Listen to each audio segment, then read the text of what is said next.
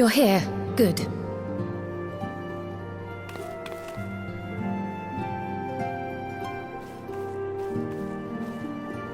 So, how are they? Still locked in slumber, but otherwise in good physical health. For the present, at least. For the present? Oh no, is something wrong with them? I'm afraid there may be. I summoned you after detecting faint signs of instability in Thancred's corporeal ether. But subsequent examination suggested all 5 might be affected. And when I examined them just now, my fears were confirmed. Tellingly, the degree of instability varies between them. Thancred exhibits the most notable signs, followed by Y'shtola and Urianger. The twins' ether, meanwhile, remains relatively stable, but there is a change there too if one knows to look for it. Hold on. Isn't that the order they were called away in? Indeed. Which leads me to believe the instability will only increase with time. Though I can but speculate, I fear this may be a symptom of a weakening link between body and soul. By the gods! What happens if the link is broken? I cannot say for certain. This is all unknown territory to us. Yet whatever happens, it cannot be good.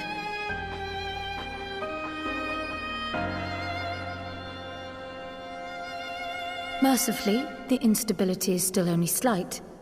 And you may rest assured Master Matoya and I will do everything in our power to keep it from worsening. Be that as it may, it is imperative that you find a way to restore our friends' souls to their bodies.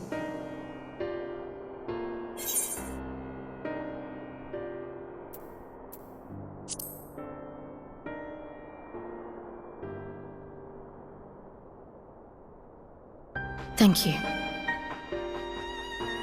But where's she even supposed to start? We had the greatest minds in the realm hunting high and low for an answer, and they ran out of places to look.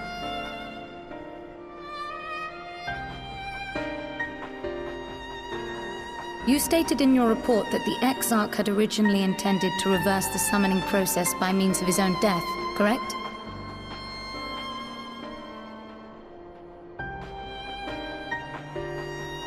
Raha always was a reckless young fool, ready to die for the first righteous cause that came along. His plan might well have worked, but I for one am glad he never had the opportunity to see it through. Even if it does mean our friends must remain stranded a while longer. There is another way, I am sure of it. And the key lies with him, with the Exarch. Pray return to the First and apprise him and the others of the situation. We, meanwhile, will do what we can from here. And, if the fates are kind, we will have good news to share upon your return.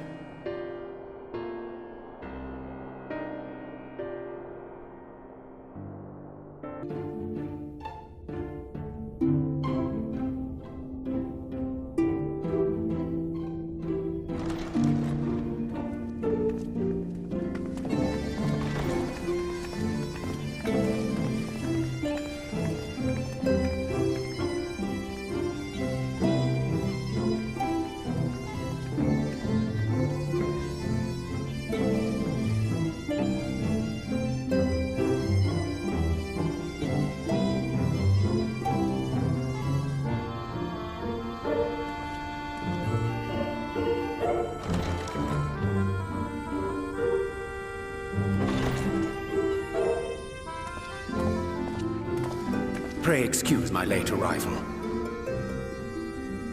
Will Thancred and Reen not be joining us? Nay, milady. With apologies to all, they beg leave to pursue their investigation of the empty to its conclusion. Should matters here demand their presence, however, they did assure me that they would make themselves available. Yes, of course. Then let us proceed.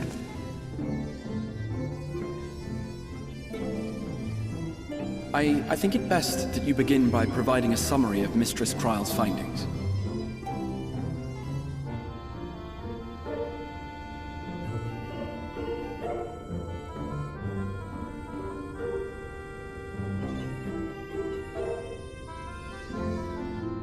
I suppose it was only to be expected that some change would occur. Yet our souls seem unaffected, to my eye at least. How long they will remain so is another question. Kryle is right. It is imperative we find a way to return to the source. Perhaps an explanation of the method by which I brought you here will yield some inspiration. Ere I begin, it must be noted that I am by no means a gifted mage. In order to employ powerful magics, I must rely upon the Crystal Tower and its boundless reservoirs of energy. The magic that summoned you was no exception. 'Tis a singular spell, adapted through painstaking effort from the technique that transported me to the First. To use an analogy, it works by cutting a hole in the fabric of reality.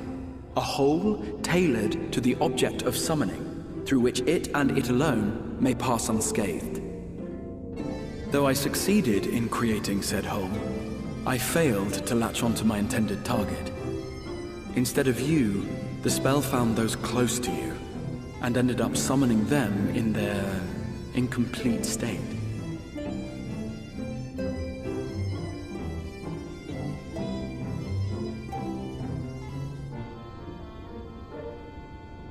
I would not soon throw my life away, not after the lengths you and yours went to save it. And so long as I breathe, I will spare no effort to see you safely home. But should all else fail, and your lives be at stake, there remains one sure method.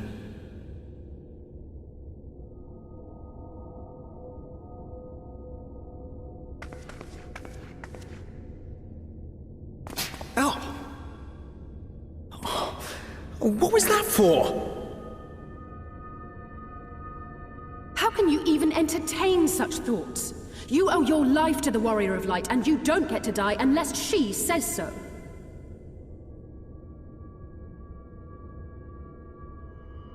Your followers await your divine judgment. What did you just...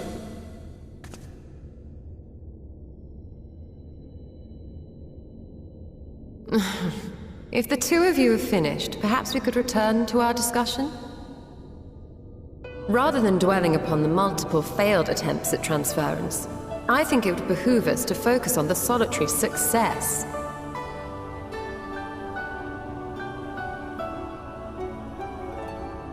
I would draw your attention to the fact that our friend can travel between worlds possessed not only of her body and soul, but her personal effects besides. This is no different from the teleportation magics to which we are all accustomed. Magics that allow for the transportation of those inanimate objects one considers to be an extension of oneself. Are you suggesting that simply by considering us her possessions, she could carry our souls back to the source upon her person? Well, it would be nice if things were that simple for a change. But vague notions of ownership seem a rather tenuous thing to stake our lives on. So much as a moment of doubt on her part, and we'd be left floating in the rift. Milady hath the right of it. The requisite fixity of belief would be too much to ask even of our friend. Yet were we to immure our souls within an object in her possession, mayhap then our safe passage could be assured. White Auracite would, I believe, serve as a suitable vessel for this purpose. It was conceived to imprison the massy soul of an Ascian, and should house one of ours with relative ease. We would need only to ensure our soul's safe preservation inside the stone, and identify a means by which they might be transferred back onto our vacant bodies. Soul preservation and transference. I believe I know of someone who may be able to assist us. On the far shore of the source, there stands a great palace built by the elves. It was forsaken in the wake of the flood, but a certain Numo chose to make their home there soon after. Though they have long lived as a recluse, they once occupied a place of honor in Verbert's royal court, and it is said that none in all of Norvrant is more knowledgeable than they on matters of the soul. Well, I've no objection to seeking a helping hand, but if they've gone to such lengths to hide themselves away from the world, what makes you think they'd be willing to lend us one?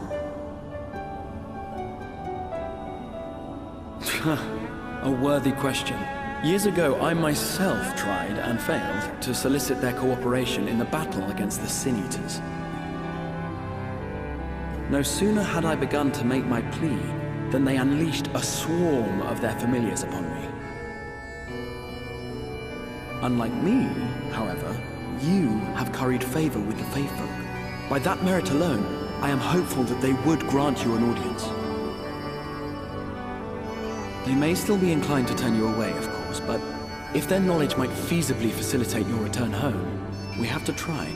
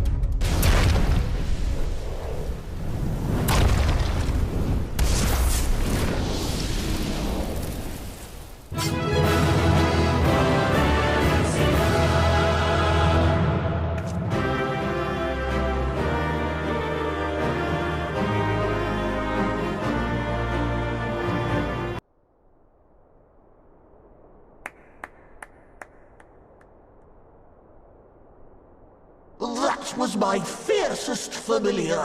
Oh, impressive.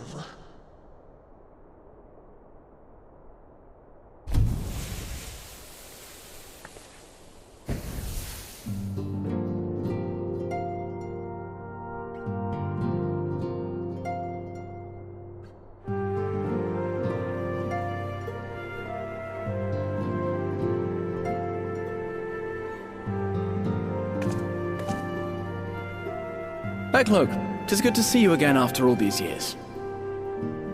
And judging by your vigorous greeting, I dare say the feeling is mutual.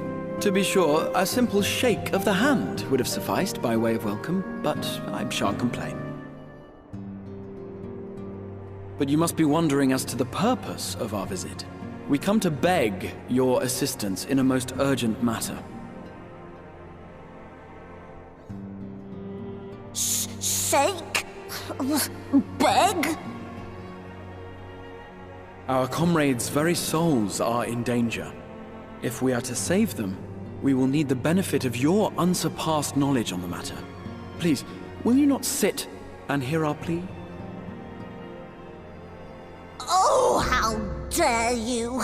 How dare you speak thus in my presence! It was to escape such words of temptation that I hid myself from the world of men. You are sinners, one and all, and I swore never again to have any part in your affairs. I can only imagine what terrible events forced you into a life of seclusion. But I know that the Numo are a good and noble folk. It is not in your nature to turn a blind eye to the plight of those around you. And in treating with us, I am certain whatever mistrust you feel for man will begin to heal.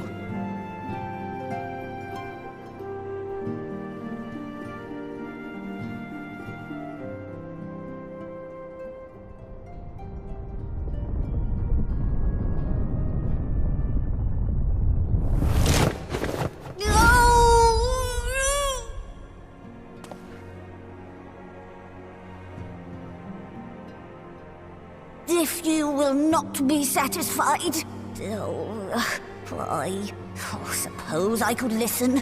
After all, there's no harm in just... No, I mustn't. Not again. That damn court mage seemed to have the best of intentions too, and countless innocents died for my naivety.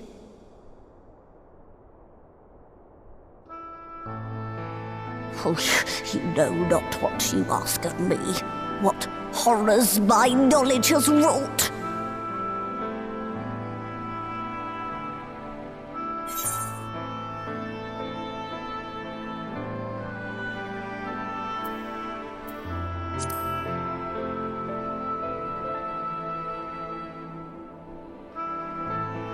You wish only to save your friends? Nothing more?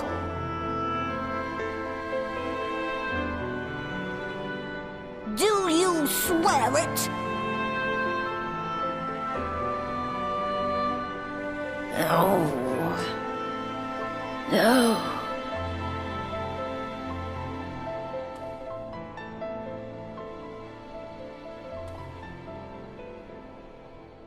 Oh, very well.